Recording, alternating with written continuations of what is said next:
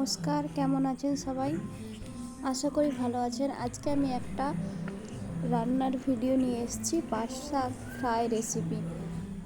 বানিয়ে অবশ্যই জানাবেন রেসিপিটা কেমন হয়েছে। দেখুন, চলুন তাহলে পাট শাকগুলো বাছা যাক।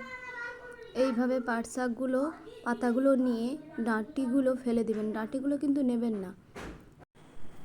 দেখুন আমার বাছা কমপ্লিট হয়ে গেছে। তাহলে চলুন এগুলো এবার কেটে নিই। এইভাবে একটু বড় মাঝারি ধরনের করে কাটবেন, একবারে ছোটও করবেন না আর খুব বড়ও করবেন না। এরপর ধোয়ার জন্য একটা বড় পাত্রে জল নিয়ে শাকগুলোকে কিছুক্ষণ ভিজিয়ে রাখবেন, যাতে ও ধুলো মাটিগুলো নিচের মধ্যে পড়ে যায়।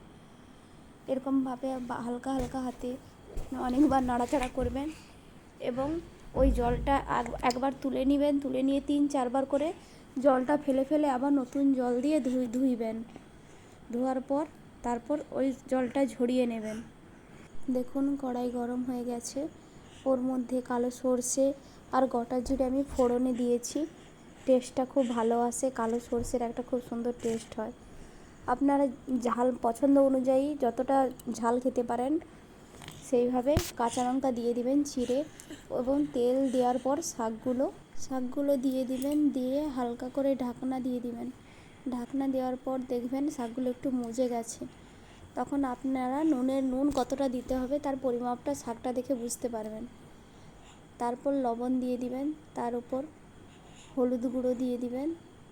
হলুদ গুঁড়ো দেওয়ার পর ওটা একটু নাড়াচাড়া করে একটু টেস্ট বাড়ানোর জন্য হালকা একটু জিরা পাউডার দিয়ে দিবেন। জিরা পাউডার দিলে একটু টেস্ট ভালো হয়।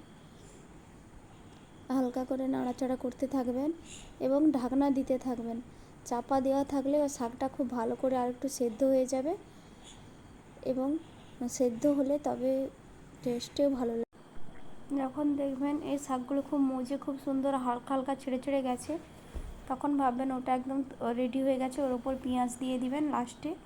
পেঁয়াজটা শেষে দেবেন এই কারণ পেঁয়াজটা যদি হালকা কাঁচা কাঁচা মতো থাকে খেতে খুব ভালো লাগে। দেখুন আমার রেডি হয়ে গেল। বাড়িতে অবশ্যই বানিয়ে খাবেন এবং আমাকে জানাবেন কেমন হয়েছে খেতে। ভালো লাগলে লাইক কমেন্ট শেয়ার করবেন। আজকের মতো টাটা, বাই বাই।